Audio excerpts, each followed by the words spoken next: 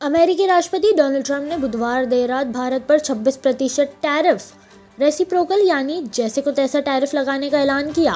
Trump ने कहा, भारत बहुत सख्त है, मोदी मेरे अच्छे दोस्त हैं लेकिन हमारे साथ सही व्यवहार नहीं कर रहे हैं। भारत अमेरिका पर 52% तक टैरिफ लगाता है, इसलिए अमेरिका भारत पर 26% टैरिफ लगाएगा। अन्य देश हमसे जितना टैरिफ वसूल रहे हम उनसे लगभग आधा टैरिफ लेंगे, इसलिए टैरिफ पूरी तरह से रेसिप्रोकल नहीं होंगे। मैं ऐसा कर सकता था लेकिन ये बहुत से देशों के लिए कठिन होता, हम ऐसा नहीं करना चाहते थे। भारत के अलावा चीन पर 34%, यूरोपीय यूनियन पर 20%, साउथ कोरिया पर 25%, जापान पर 24%, वियतनाम पर 46% और ताइवान पर 32% टैरिफ लगेगा। अमेरिका ने करीब 60 देशों पर उनके टैरिफ की तुलना में आधा टैरिफ लगाने का फैसला किया है। इसे लेकर भारतीय अधिकारियों का कहना है कि वे ट्रंप के लगाए टैरिफ का आकलन कर रहे हैं। भारत का फोकस जवाबी टैरिफ लगाने पर नहीं बल्कि बातचीत के जरिए अमेरिका की चिंताओं को दूर करने पर है। अमेरिका में आने वाले सभी सामान पर 10% बेसलाइन टैरिफ लगेगा। बेसलाइन टैरिफ 5 अप्रैल को और रेसिप्रोकल टैरिफ 9 अप्रैल को रात 12 बजे के बाद लागू होंगे। बेसलाइन टैरिफ व्यापार के सामान्य नियमों के तहत आयात पर लगाया जाता है, जबकि रेसिप्रोकल टैरिफ किसी अन्य देश के टैरिफ के जवाब में लगाया जाता है। ट्रंप के संबोधन की कुछ बड़ी बातें इस प्रकार हैं।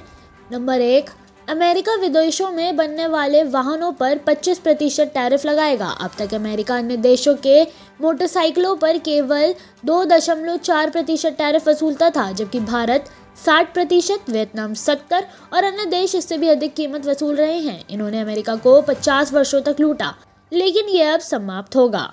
नंबर 2, अमेरिका दुनिया के किसी भी देश से अधिक अमीर होगा। आज हम अमेरिकी वर्कर के लिए खड़े हो रहे हैं। आखिरकार हम अमेरिका फर्स्ट को लागू कर रहे हैं। हम वास्तव में बहुत धनवान हो सकते हैं। हम इतने अधिक धनवान हो सकते हैं कि ये अविश्वसनीय लगे, लेकिन अब हम समझदार हो रहे हैं। नंबर 3, अमेरिका टैरिफ के मामले में अब बराबरी का जवाब देगा। जो देश अमेरिकी बाजार तक पहुंचना चाहते थे उन्हें इसकी कीमत चुकानी होगी। अगर कोई भी कंपनी टैरिफ से छूट चाहती है तो उसे अमेरिका में अपना प्रोडक्ट बनाना होगा। टैरिफ से अमेरिका का विकास होगा। नंबर 4, कई देशों ने अमेरिकी बाजार का फायदा लेकर खुद को समृद्ध बनाया, लेकिन अमेरिकी सामान के लिए अपने बाजार में सख्ती लगा दी।